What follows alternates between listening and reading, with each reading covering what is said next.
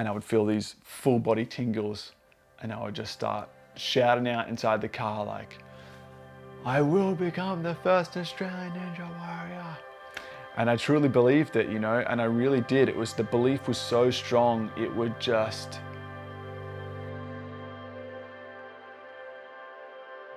Hey guys, what's going on? This video is going to be a little bit different. I'm actually going to talk about what I've been through in my life, which has built me up to be the person which is capable of winning Australian Ninja Warrior and accomplishing my lifelong goal. Conquering Mount Midoriyama for me and becoming the first ever Australian Ninja Warrior is it's not really about what I'll receive as far as $400,000, the title and all of that. It is honestly very much about who I've become. And to go from a place where it wasn't that long ago, I was dealing with tremendous amounts of anxiety day to day in my life. It would control my life. I couldn't control my mind. Even during season 1, lead up to season 1, between season 1 and season 2, I was dealing with a lot of mental health issues on and off. Some of that may stem from the years I went through as a kid. I got bullied quite a lot actually. Especially in high school. I was a very different kid. I was super unique. I was a bit out there. I was a bit strange. I was doing all the things which, get all the ladies, like playing the trumpet, juggling, magic. And I was this scrawny, little ginger kid. To them it was a joke, and I understand that. However, for me it was not a joke at all. It really did affect me psychologically. And I was honestly just super exhausted of going to school and being afraid to walk around certain corners and see certain people. There'd be many nights I'd lay there crying in bed because I was afraid to get up and go to school the next day. So from the age of about 20, 21, I started to drink more. I was still exercising, but it wasn't as much of a priority. Mainly alcohol. I wasn't really huge on drugs at all, but very much alcohol. It really started to affect my mind in a really bad way. And I remember the turning point for me was I was actually dealing with a fair bit of anxiety. Being left on my own would leave me with my thoughts in that dark place. It wasn't a nice place to be. I didn't know how to control my thoughts. I was terrified to be on my own. And I had years of dealing with this. A big moment for me was, once again, I was hungover. Common theme here. It was a Sunday afternoon and I was making music. But this particular time, my brain just imploded. I don't know what happened. I just all of a sudden started to feel huge amounts of anxiety like I've never felt before. And my brain went into hyperdrive. No one was home. I thought I was dying to a degree. It was so horrible. And I was having a full-blown panic attack for no particular reason other than I'd probably just clearly haven't been looking after my mental health very well and drinking a lot and not controlling my thoughts and just ignoring these problems. And I remember calling mum and saying, I'm having a panic attack, I need you to come home right now. She did take it very seriously. She did come home and I sat there just in this weird zone of what is going on? What the hell is happening to me right now? Following that, practically just being bedridden and falling into one of the most depressive states I've ever been in my entire life. I felt like I was running on about 50% brain power and it terrified me. My short-term memory was just like non-existent. I would just sit there, watch TV. I was barely eating. I didn't want to eat anything. I didn't feel like eating. It was hard. It was really tough just to be bothered to do anything. I've just had no purpose in this world. I felt no purpose. It wasn't until one day I had enough energy to tell myself, this isn't going to change unless I make the conscious decision to just go out and take a first step in some sort of direction, whatever that is. And for me, I knew a place which I felt a little bit better was the beach.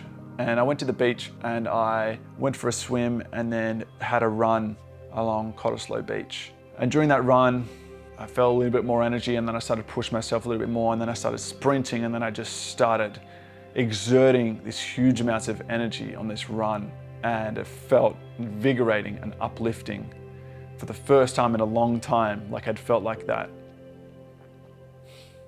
I will always remember this moment for the rest of my life. I jumped back in my car and I started to drive home. And during that drive home, there was about a 10 to 20 minute period where I finally felt like I had about 90 to 100% brain power back.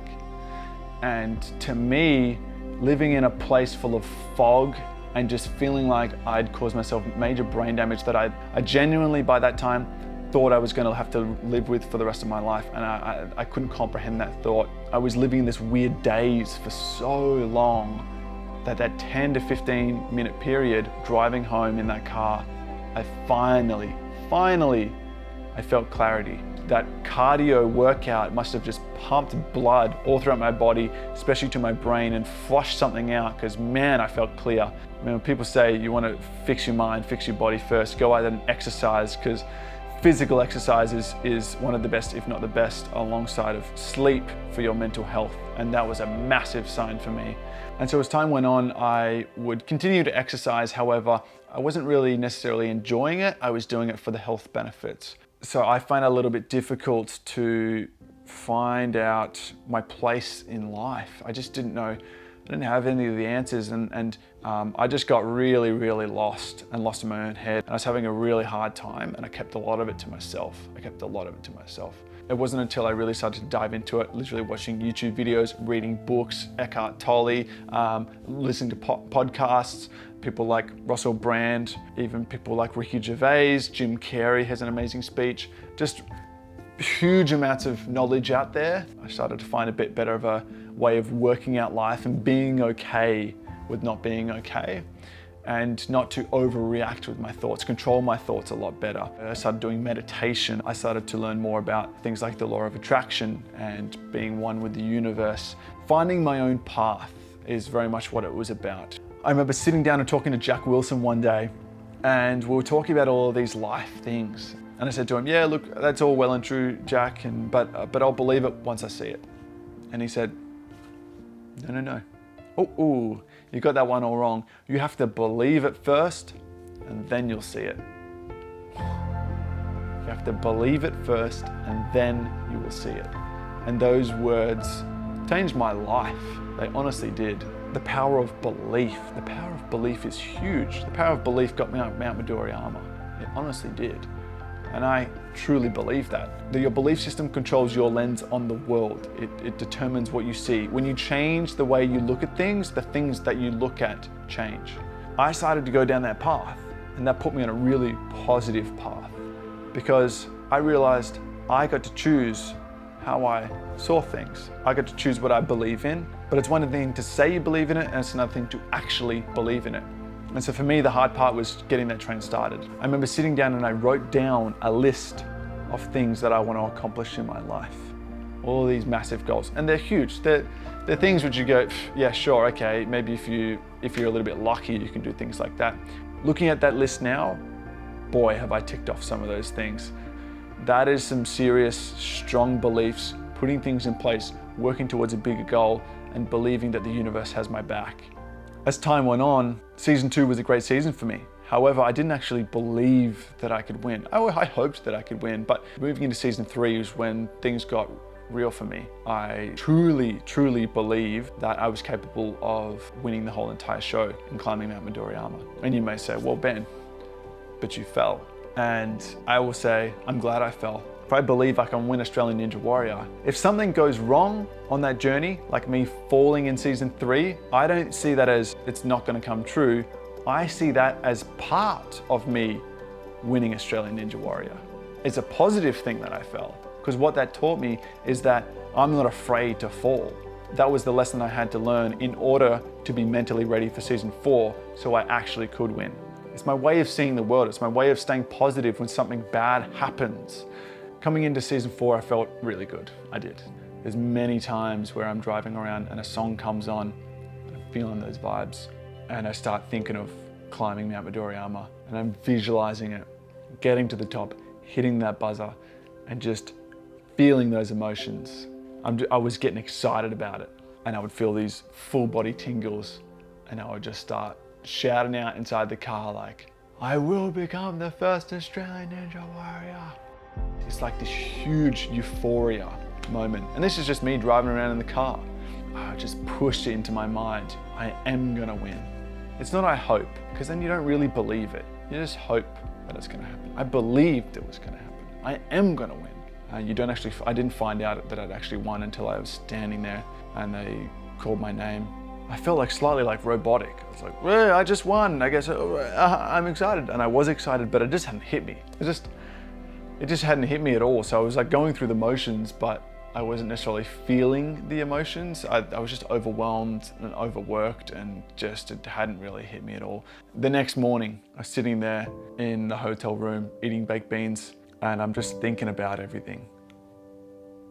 And I just start crying, just really soaking up everything that happened and thinking of my parents and being so grateful for them, thinking of younger me.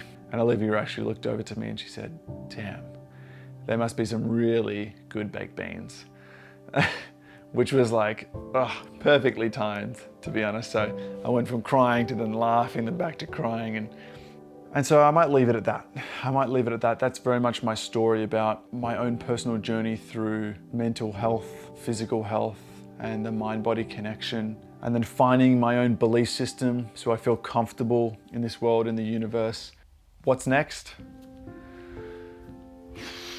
For me, I just really want to keep making videos like this. I really enjoy it. Going through all those hard times has taught me a lot about life and what's important about life. And I want to keep sharing those things with you guys, and to accomplish the things that you guys want to accomplish. Whether that is conquering Mount Midoriyama, or whether that's just getting off the couch and actually getting out there and doing something with your day and finding motivation again. And I would be doing it through video, I'll be doing it through school visits, or gym visits, or online, whatever it is. I'll leave links in the description. Thank you so much, guys, for listening to my story. And yeah, we'll see where it goes. All right, guys. Much love to you all. See ya.